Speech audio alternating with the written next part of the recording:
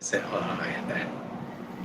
you very much, Dr. Sudarshan, for taking us through the journey of your very profound, important work. Thank you also for setting us today. So backstage na ako. Nandito na ako. Hi, Welfredo. Thank you also very much today for setting us on our averting crisis journey today. We will move on next to Professor Shamshuddin Jusop's presentation. And before that, let me introduce Professor Shamshuddin to you.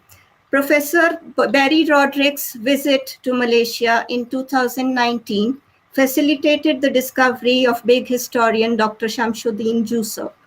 Following his passion in astrophysics, profound inspiration from the Islamic teachings, as well as his deep knowledge in soil, geology, and agriculture, he wrote a masterpiece titled The Earth Story, Lesson from Quran and Science, more than 10 years ago. The first edition of the book was discovered in the Ministry of Higher Education's library in Malaysia, leading to the publication of the second volume 2 years ago. Dr. Shamshuddin has recently contributed to the soon-to-be-released big history book titled Religion, Science and Deep Time, edited by Lowell Gustafson, David Blanks, and Barry Roderick. Dr. Shamshuddin has it in his bucket list to visit the Taj Mahal in India with his lovely wife. He sees the COVID-19 crisis as a big deterrent to achieve this end. Dr. Shamshuddin also wishes that he might run into his favorite Bollywood characters while he is in India. So can we please move on now to Dr. Shamshuddin's presentation?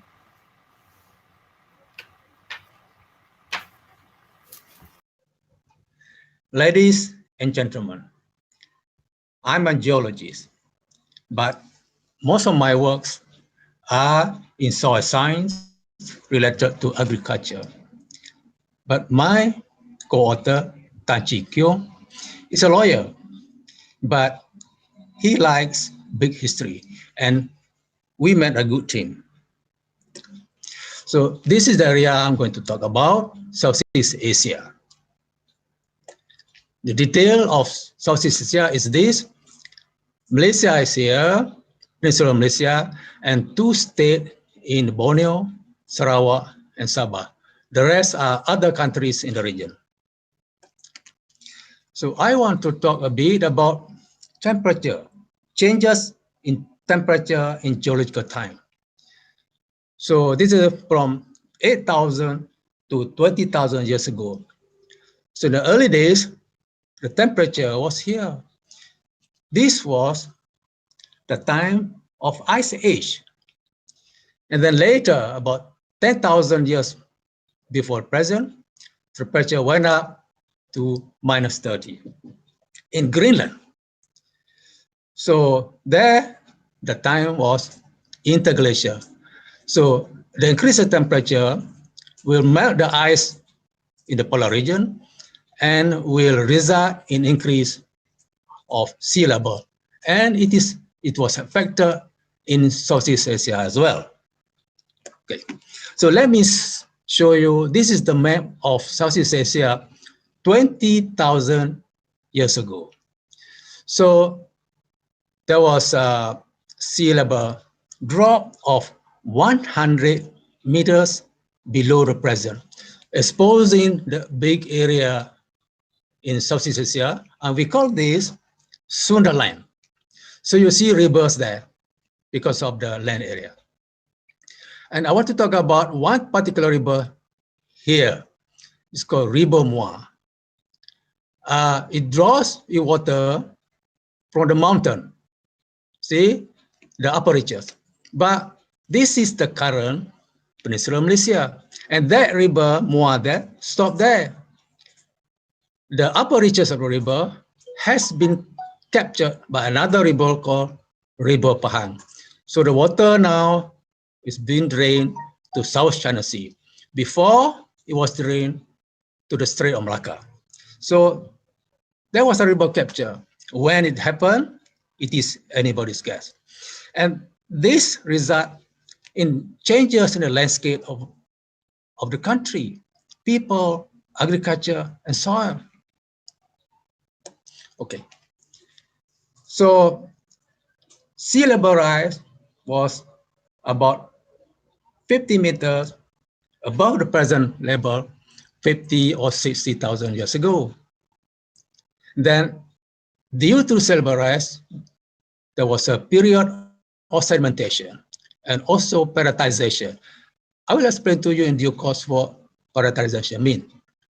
When the sea level dropped, there was formation of riverine terraces.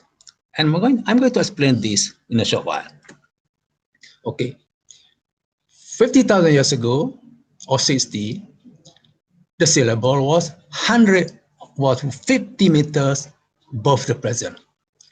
And then it dropped to about 100 meters below the present sun 20,000 years ago. All right. This is the proof. If you go to Peninsular Malaysia, west coast, near Thailand border there, Phuket, you see an island like this. So the sea has been cut in the rock, limestone, forming wave cut. And then you can see here too. So wave cut can be seen here. So that means many years ago, the sea level was here, 4 meters above the present level. So this is the proof of the increase of sea level about 4,300 years ago. There is another proof. My colleague in Malaysia studied this in Gay University, graduated in 1980. He found this animal, which is sea animal, in soil 4 kilometers away from the sea. So that means that place then was under the sea. And beside this, pirate was found. So pirate came together with this because formation of pirate need seawater. So let me go back to this terrace formation. My professor in the University of Malaya, way back in the late 1960s, studied this terrace, the highest terrace, about 40 meters above sea level now in the land. And he found that the age of this T3 terrace was 40,000 years. And when the sea level dropped, there was the formation of this second terrace, T2. And I did PhD on this, studied this in detail, and graduated at Ghent University in 1982. And a few of my parents studied this soil or geology of the area in the current floodplain.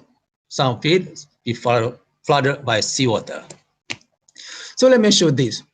There was the island that I showed you just now was there.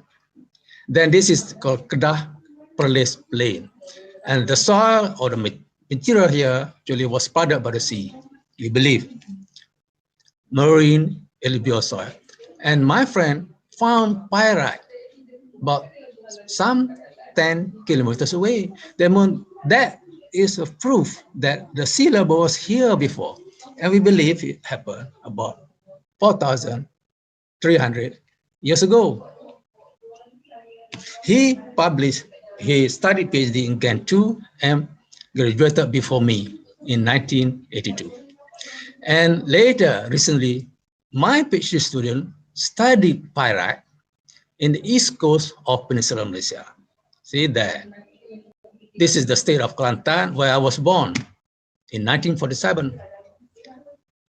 And we found that pyrite was found near the coast. And we can draw a line from there to there. And here we see pyrite.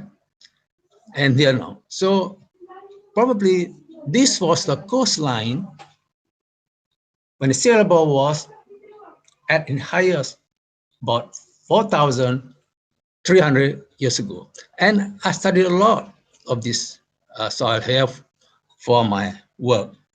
Okay. So when the sea level rose, the area was flooded.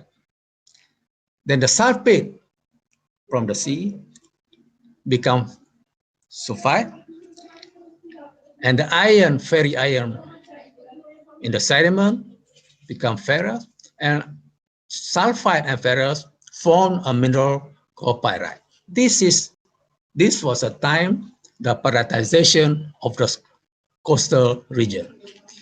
When we use the land for agriculture, you need to use or to lower the water table so that the area will be exposed to the atmosphere. Pyrite will be oxidized, forming another mineral called geologite, which is yellow in color. And as a result of the oxidation, there'll be a lot of acidity being produced.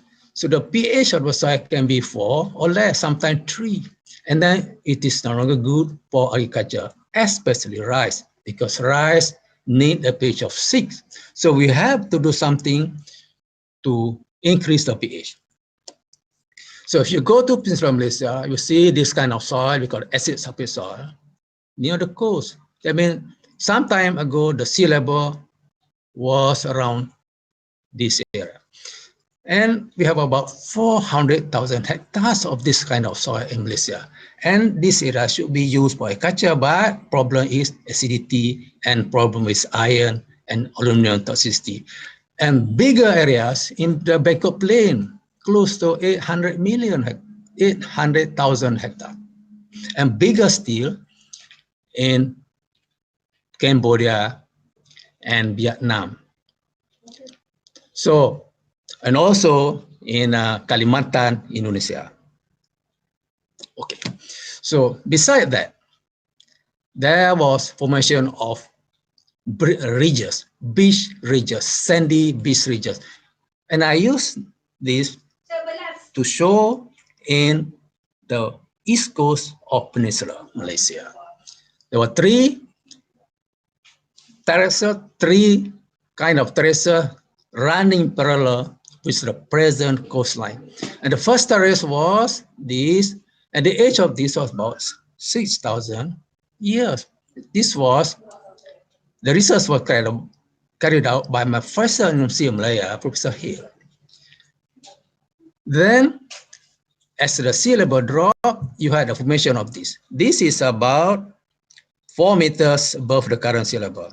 And then this one's about 3 meters.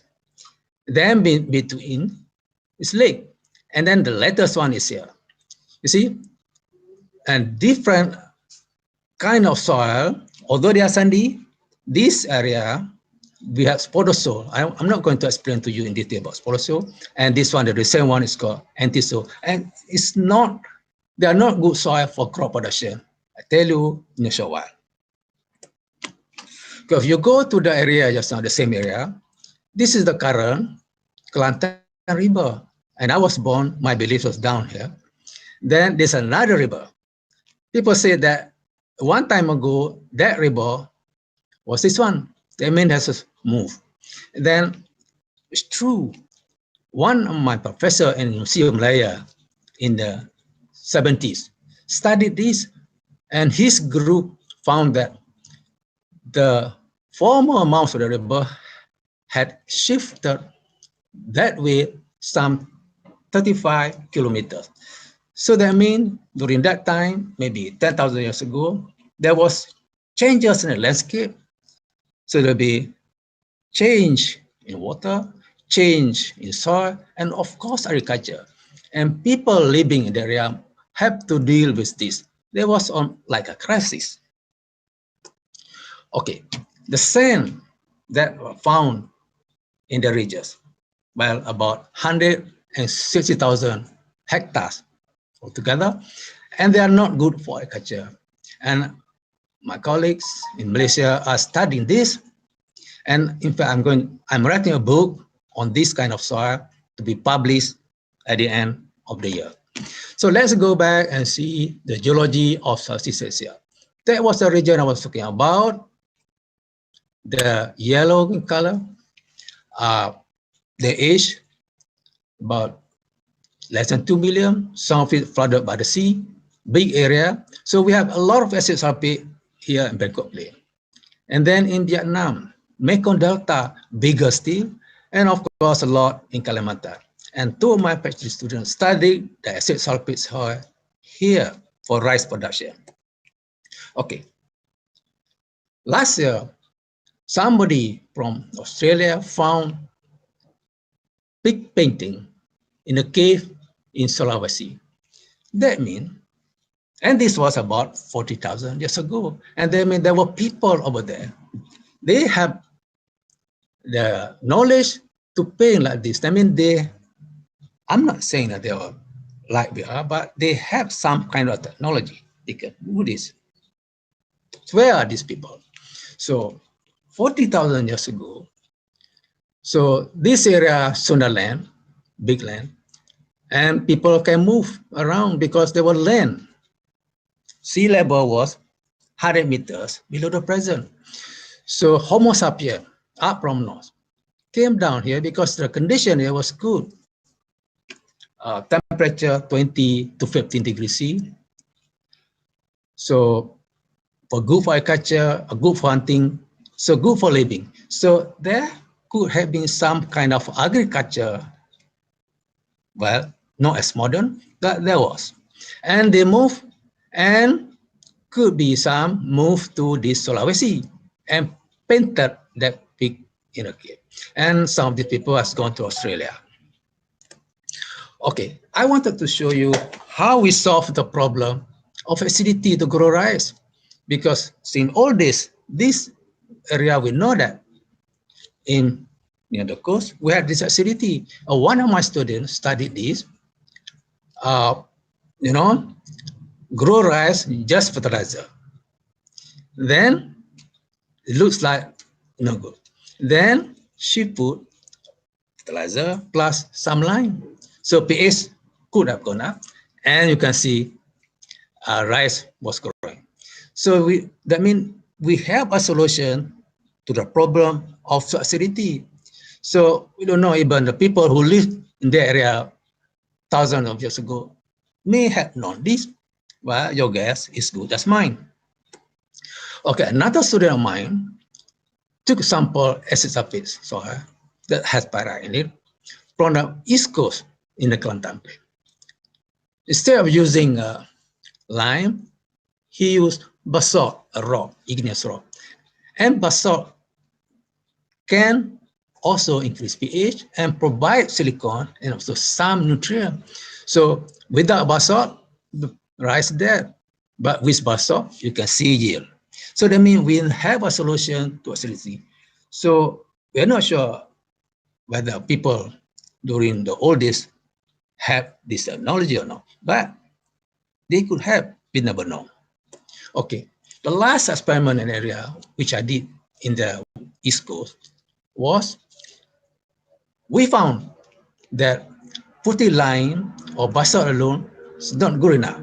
We have to use a microbe that present in the soil. Microbe can do wonders because microbe can increase pH, can provide some acid, organic acid that can chelate the aluminum and iron, and can improve rice production. And if we publish in good journal, PLOS ONE.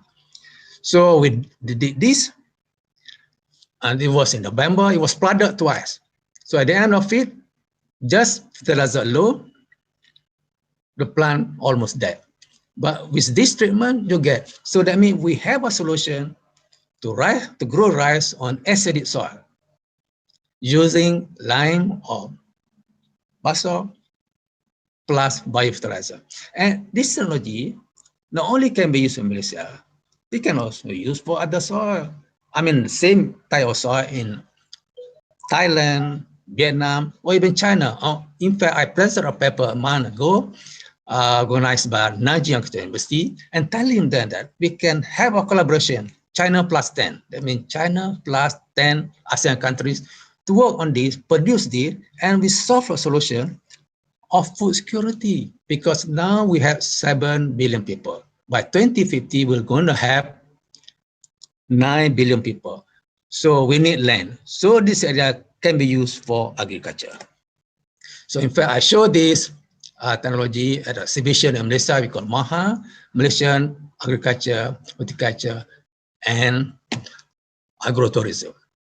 And we have Foster here, and we are hoping to patent this and help our neighbors in Asia or perhaps even China in a collaboration, of course. So I'm very worried about now temperature rise. This is shown by a research conducted in Tokyo, 100 years of data. See going up. If you come to Malaysia, you can see in Malacca, sea level has gone up. The sea was there before, 30 years ago, but now has been disturbing the Quaternary.